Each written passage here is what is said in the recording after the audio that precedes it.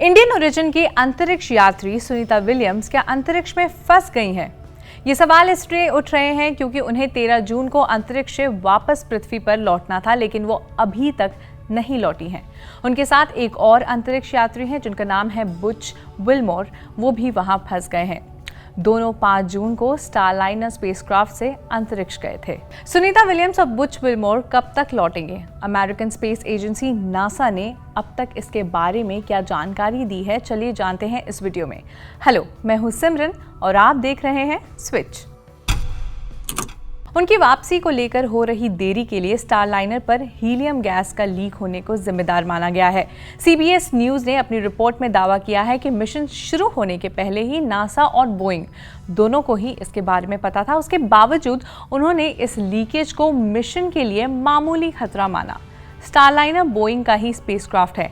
NASA और Boeing के इस फैसले के कारण सुनीता विलियम्स और Butch Wilmore international space station यानी ISS में फंस गए हैं। दावा ये भी किया जा रहा है कि लीकेज के कारण लॉन्चिंग को पहले टाल दिया गया था। पहले ये मिशन 7 मई को लॉन्च होने वाला था। बताया जा रहा है कि 4 बार हीलियम लीकेज के कारण एक थ्रस्टर बेकार हो गया। बोइंग के Starliner programme manager Mark Nappi का कहना है कि हीलियम सिस्टम को जिस तरह से डिज़ाइन किया गया था वो वैसे परफॉर्म नहीं कर रहा है। उनका ये भी कहना है कि दोनों अंतरिक्ष यात्रियों को सुरक्षित वापस लाने के लिए इंजीनियर्स काम कर रहे हैं। स्टारलाइनर के जरिए पहली बार अंतरिक्ष यात्रियों को स्पेस ले जाया गया है। नासा के साथ बोइंग ने $4.5 अरब का एग्रीमेंट किया है। इस एग्रीमेंट के तहत अब तक बोइंग $1.5 अरब खर्च कर चुका है। स्टारलाइनर की फ्यूल कैपेसिटी 45 डेज की है। इस मिशन को शुरू हुए 18 दिन गुजर चुके हैं और अब सिर्फ 27 दिन बचे हैं। फिलहाल नासा और बोइंग दोनों ही सुनीता विलियम्स और बुच विल्मोर की सुरक्षित वापस आने के लिए कड़ी मेहनत कर रहे हैं। आपको याद दिला दें कि 59 ईयर ओल्ड सुनीता विलियम्स इससे पहले भी 2 बार अंतरिक्ष की यात्रा कर चुकी हैं। इससे पहले वो 2006 और 2012 में अंतरिक्ष जा चुकी हैं। नासा के मुताबिक उन्होंने अंतरिक्ष में कुल 322 डेज बिताए हैं। 2006 में सुनीता ने अंतरिक्ष में 195 दिन और 2012 में 127 डेज बिताए थे। 2012 के मिशन की खास बात यह है कि सुनीता ने 3 बार स्पेस वॉक किया था। स्पेस वॉक के दौरान अंतरिक्ष यात्री स्पेस स्टेशन से बाहर आते हैं। हालांकि पहली यात्रा के दौरान उन्होंने 4 बार वॉक भी की थी। सुनीता विलियम्स अंतरिक्ष की यात्रा करने वाली भारतीय मूल की दूसरी महिला है। उनसे पहले कल्पना चावला अंतरिक्ष जा चुकी हैं। 1987 में US नेवल अकेडमी से ग्रेजुएट होने के बाद सुनीता विलियम्स नासा पहुंची। 1998 में नासा ने उन्हें एस्ट्रोनॉट के तौर पर चुना। उनके पिता दीपक पांड्या 1958 में अहमदाबाद से अमेरिका जाकर बस गए। 1965 में सुनीता विलियम्स का जन्म हुआ।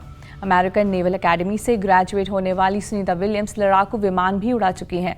उनके पास 30 तरह के लड़ाकू विमानों पर 3000 से भी ज़्यादा घंटों की उड़ान भरने का अनुभव है।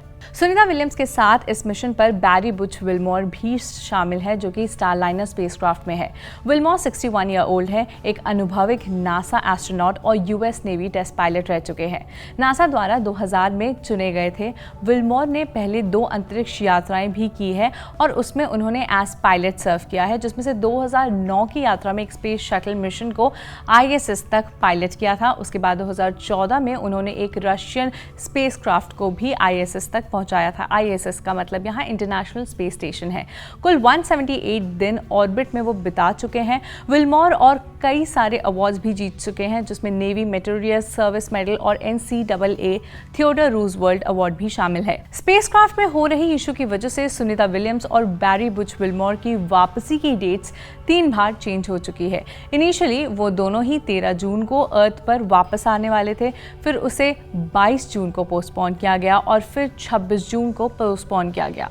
लेकिन अभी तक स्पेसक्राफ्ट की इशू को रिजॉल्व नहीं करने की वजह से उनकी वापसी की डेट फाइनल नहीं हुई है। आपको याद दिला दें कि सिर्फ 27 दिन का ही फ्यूल बचा है स्पेसक्राफ्ट में। नासा आगे क्या स्टेप्स लेगा वो तो देखना होगा, but till then do subscribe switch.